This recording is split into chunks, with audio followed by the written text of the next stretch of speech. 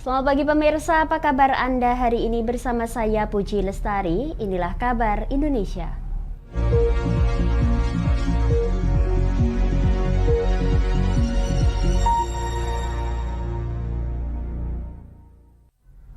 Pemirsa, Rektor Universitas 11 Maret Solo Jamal Wiwoho diperiksa selama 7,5 jam terkait dengan kasus dugaan korupsi di UNS. Pemeriksaan itu dilakukan tim penyidik Kejaksaan Tinggi Semarang di kantor Kejaksaan Negeri Solo pada Kamis 31 Agustus kemarin.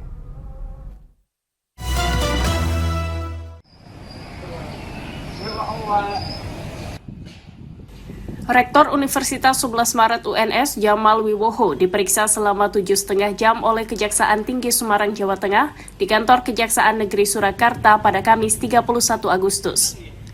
Usai diperiksa, Jamal Wiwoho yang keluar dari kantor Kejari Solo tersebut enggan memberikan banyak komentar terkait pemeriksaan dirinya. Berapa pertanyaan Pak? Berapa pertanyaan? Berapa ya? Lupa ya saya. Ada puluhan? Oh enggak. Terkait seputar apa Pak? Semua sudah saya berikan pada penyidik ya. Sementara terkait peminjaman kantor Kejari Solo oleh Kejati Jateng sebagai tempat pemeriksaan, Kepala Kejari Solo DB Susanto menuturkan Kejari Solo hanya dipinjami tempat. Alasan Kejati memeriksa Jamal di Kejari karena Jamal berada di kota Solo.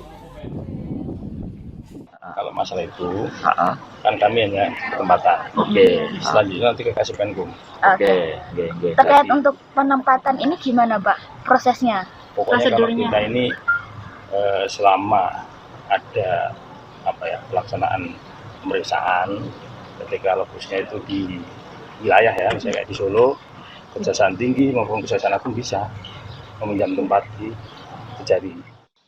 Diketahui pemeriksaan itu terkait dugaan kasus korupsi Rancangan Kerja dan Anggaran UNS tahun 2022 yang sempat dilaporkan mantan pimpinan Majelis Wali Amanat UNS.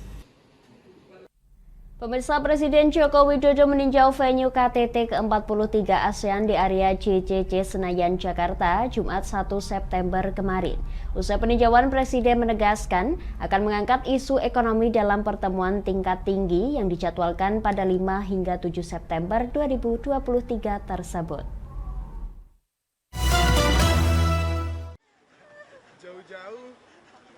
Presiden Joko Widodo meninjau lokasi konferensi tingkat tinggi ke-43 ASEAN di area Jakarta Convention Center JCC Senayan Jumat 1 September.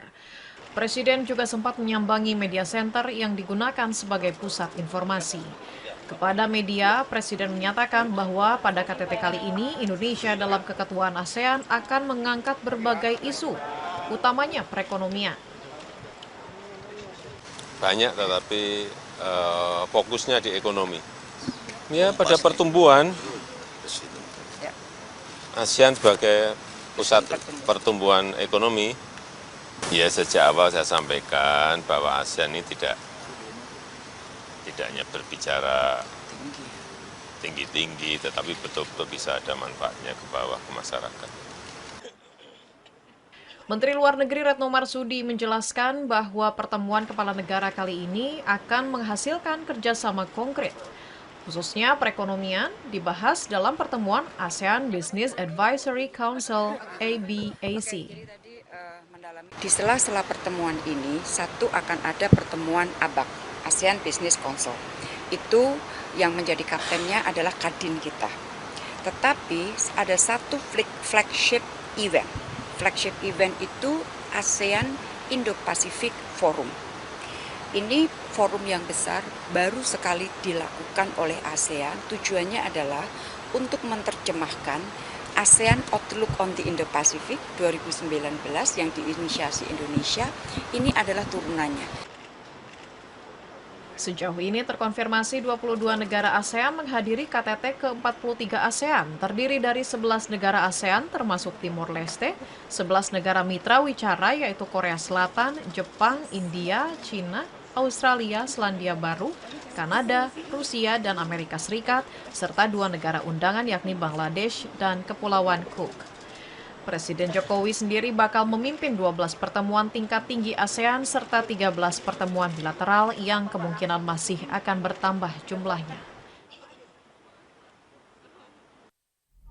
Pemirsa, Menteri Dalam Negeri Tito Karnavian mengusulkan opsi pelaksanaan pelantikan kepala daerah terpilih secara serentak pada Pilkada 2024. Ide ini diungkapkan olehnya guna mengantisipasi pengisian posisi oleh pejabat sebagai kepala daerah.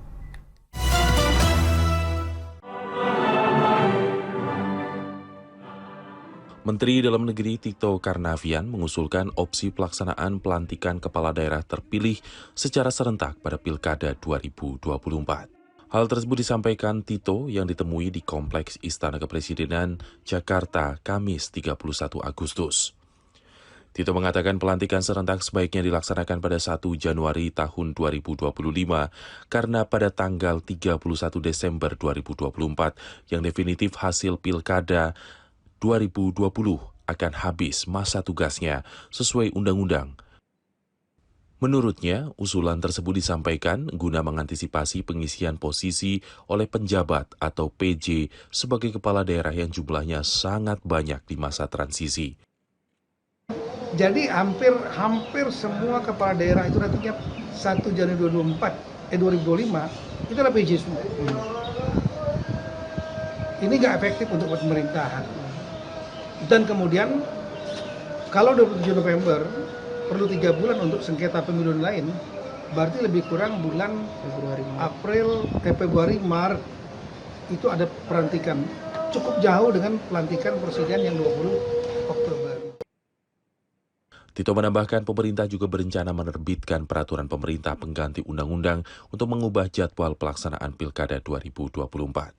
Perpu itu disiapkan terbit pada September 2023 yang jadwal Pilkada semula disepakati pada 27 November 2024 akan dimajukan serta dilakukan 2 tahap yakni pada 7 dan 24 September 2024. Kami akan jeda sejenak pemirsa, tetap bersama kami di Kabar Indonesia.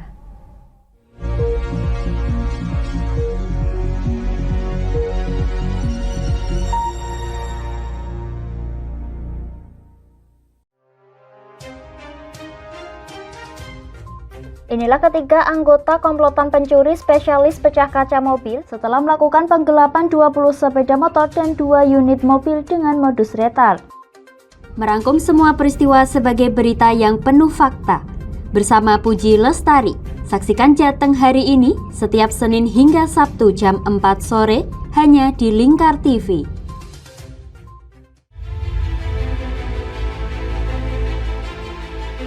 Memberikan pinjaman uang kepada saya dengan bunga 8% per bulan. Membedah opini narasumber, menggali lebih dalam untuk mendapatkan perspektif baru yang lebih faktual. Masalahnya, nota perbaikan kapal itu semua ada di saya. Kenapa Tomo bisa menunjukkan? Demi mendapatkan informasi yang solutif dan terpercaya dalam Bedah Opini. Setiap Rabu jam 11 siang hanya di Lingkar TV.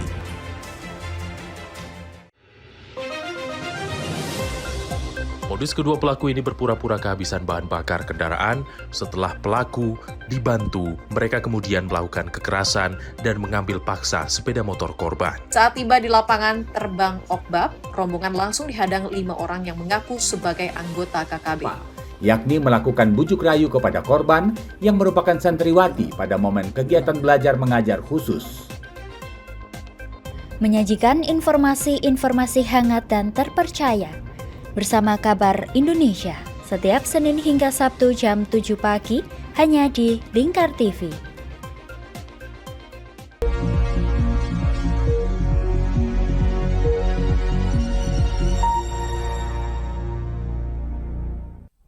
Anda masih menyaksikan Kabar Indonesia pemirsa. Timnas basket Prancis menang telak atas Iran dengan skor 82-55 dalam laga FIBA World Cup 2023 di Indonesia Area Jakarta pada Kamis 31 Agustus. Prancis tampil percaya diri dengan mendominasi permainan sejak awal laga.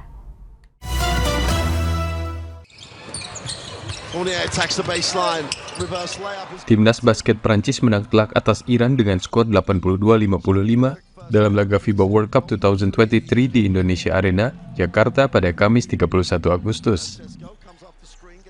Pada kuarter pertama, Prancis langsung tampil apik mengamankan poin lebih dahulu. Melalui layup Evan Fournier membuat Prancis unggul 2 poin awal.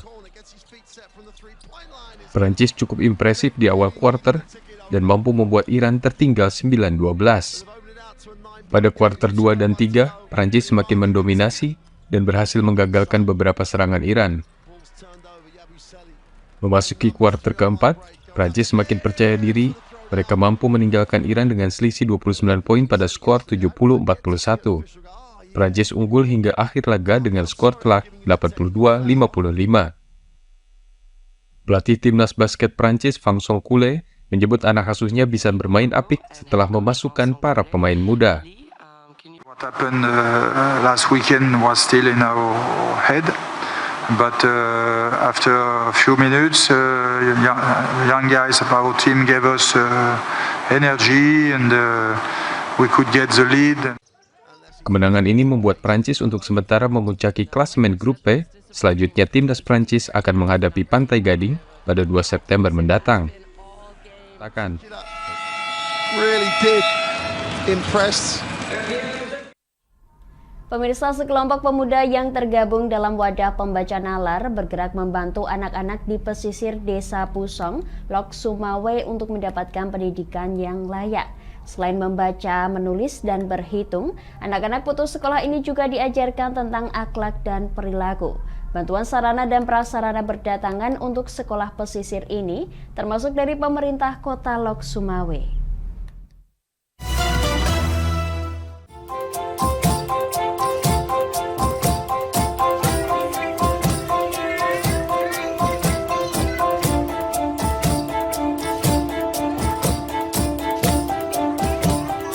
Kami di sini bermaksud untuk memberikan salah satunya itu pendidikan karakter dan calistung itu sendiri atau baca tulis itu.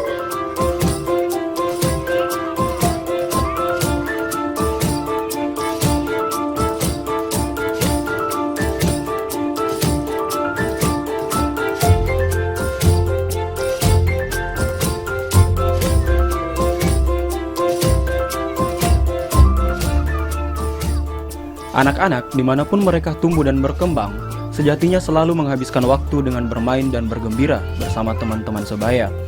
Jika tidak diarahkan dengan benar, maka hari-hari yang mereka jalani akan habis dan berlalu tanpa arti.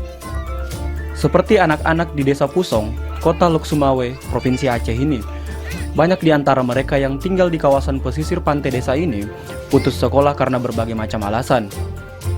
Kondisi inilah yang menggerakkan kelompok pemuda Wadah Pembaca Penalar atau Wacana mengadakan sekolah pesisir gratis untuk anak-anak di Desa Pusong. Setiap akhir pekan, para relawan Wacana mendatangi rumah-rumah, menjemput anak-anak dan mengajak mereka belajar bersama. Terkadang pelajaran diadakan di alam terbuka, berhitung di atas pasir, ataupun memanfaatkan fasilitas yang ada di sekolah-sekolah yang ada di desa setempat.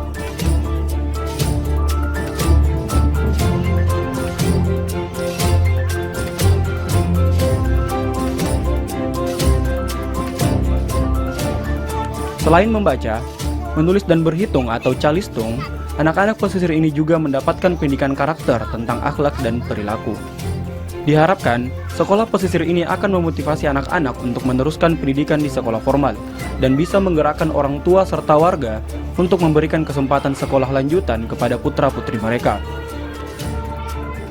Sekolah pesisir ini terbentuk karena ada rasa gelisah yang dilihat oleh salah satu tim kami, bahwasannya Pusong ini dianggap sebagai daerah marginal atau daerah terpencil yang dimana masyarakat selalu underestimate terhadap Pusong ini sendiri, sehingga kami di sini bermaksud untuk memberikan salah satunya itu pendidikan karakter dan calistung itu sendiri atau baca tulis itu. Jadi kami fokusnya di dua hal itu, pendidikan karakter dan calistung itu. Program sekolah pesisir ini kami bisa melihat bahwa ada perubahannya dari motivasi, setidaknya ada motivasi mereka untuk memang untuk melanjutkan pendidikan seperti itu.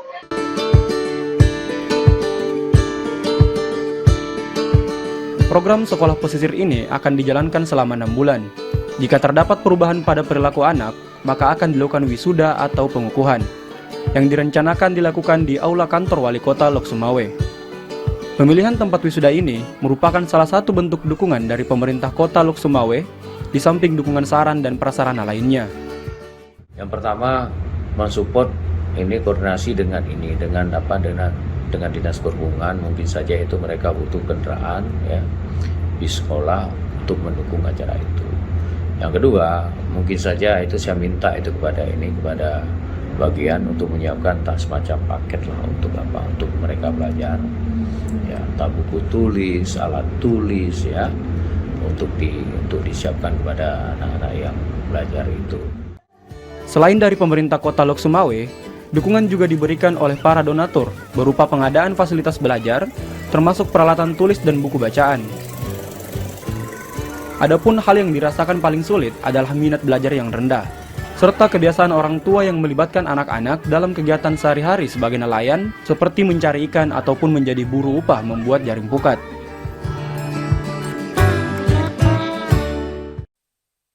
Kami akan jeda sejenak pemirsa, tetap bersama kami di Kabar Indonesia.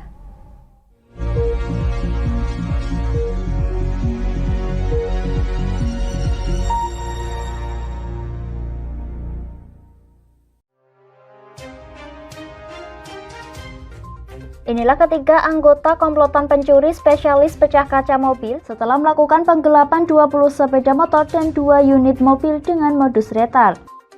Merangkum semua peristiwa sebagai berita yang penuh fakta. Bersama Puji Lestari, saksikan Jateng hari ini setiap Senin hingga Sabtu jam 4 sore hanya di Lingkar TV.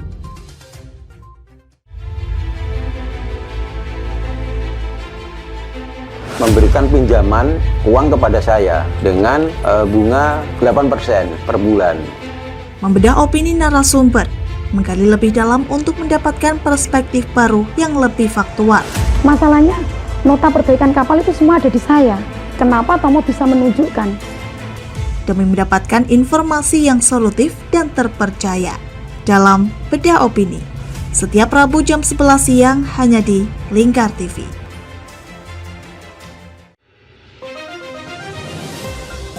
Modus kedua pelaku ini berpura-pura kehabisan bahan bakar kendaraan.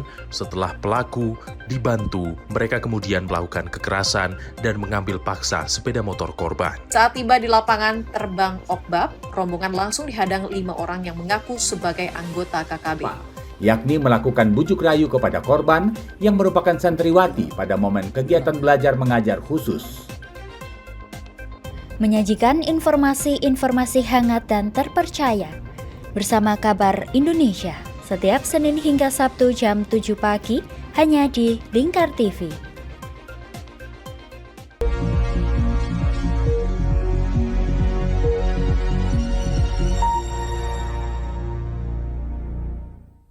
Pemirsa, seorang perajin di kota Ambon, Maluku bernama Henry Tuhusula membuat alat musik ukulele dari bahan dasar yang berbeda. Jika pada umumnya ukulele dibuat dari kayu, namun Henry membuatnya dari batok kelapa sehingga memiliki ciri khas dan keunikan tersendiri.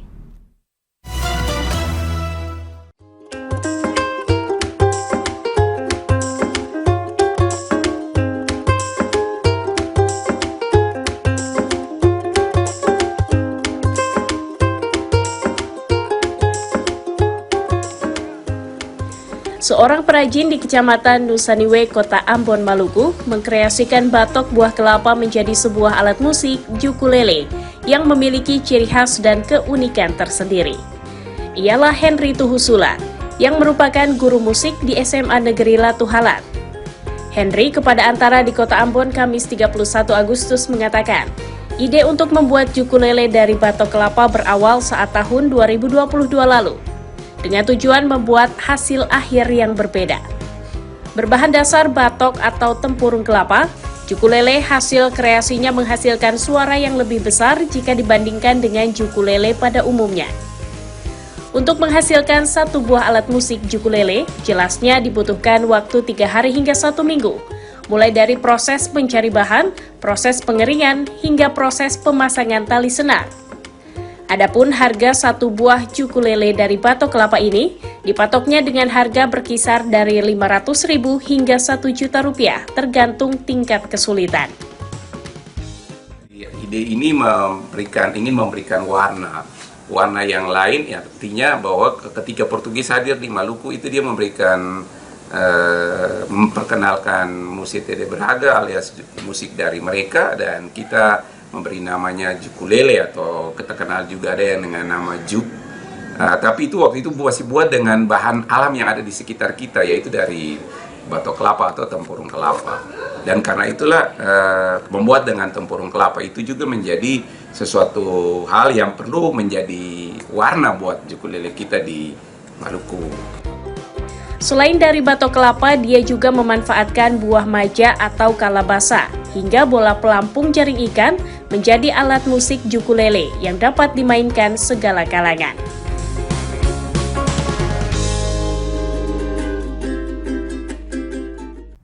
Pemirsa, bagi penggemar kuliner, makanan sate Marang, ayam woku, dan bebek Madura mungkin bukan sesuatu yang baru.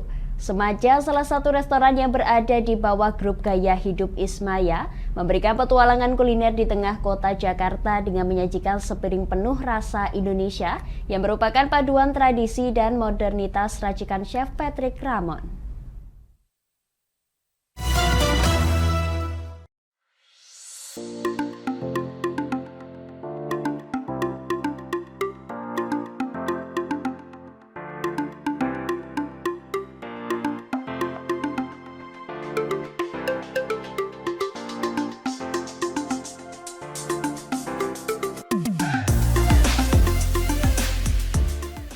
Tradisi dan modernitas dipadukan dalam sepiring penuh rasa Indonesia.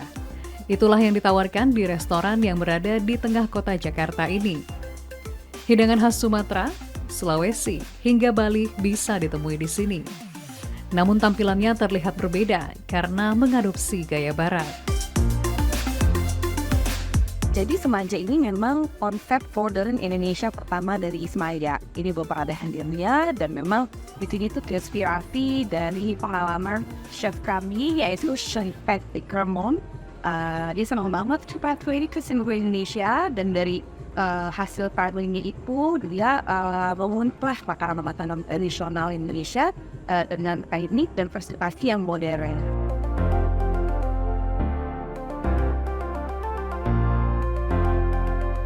Siapa yang mengira hidangan yang terlihat seperti stik bertabur kecambah alfalfa, ternyata kuliner khas Sukabumi, sate Marangi yang super lembut. Anda juga bisa menikmati bebek goreng garing kuah kuning Madura, lengkap dengan bumbu hitam yang tersembunyi di balik daging yang gurih dan renyah. Menu favorit masyarakat Indonesia yakni hidangan ayam juga tersedia, seperti ayam bakar masak woku dari Sulawesi Utara dengan bumbu kuning terpisah dan daun ketumbar yang memberikan rasa unik ketika ketiganya dimakan bersamaan. Ada pula tongseng kambing dengan kuah kental dan potongan-potongan daging kambing yang lembut. Selain makanan berat, Semaja juga memberikan pilihan hidangan pembuka. Salah satunya pangsit udang kalio. Sekilas seperti pangsit rebus, namun diberi kuah kental ala Sumatera Barat. Jika menyukai panada khas Manado, maka donat cakalang patut dicoba, yang berisi ikan cakalang suwir dan sedikit pasta daun kemangi. Anda pun bisa menikmati pilihan makanan penutup seperti es krim nangka dan ketan hitam. Juga krim brulee tolak angin yang punya cita rasa unik karena saus karamelnya terbuat dari jamu herbal, menciptakan kombinasi pedas dan manis. Tertarik untuk mencoba?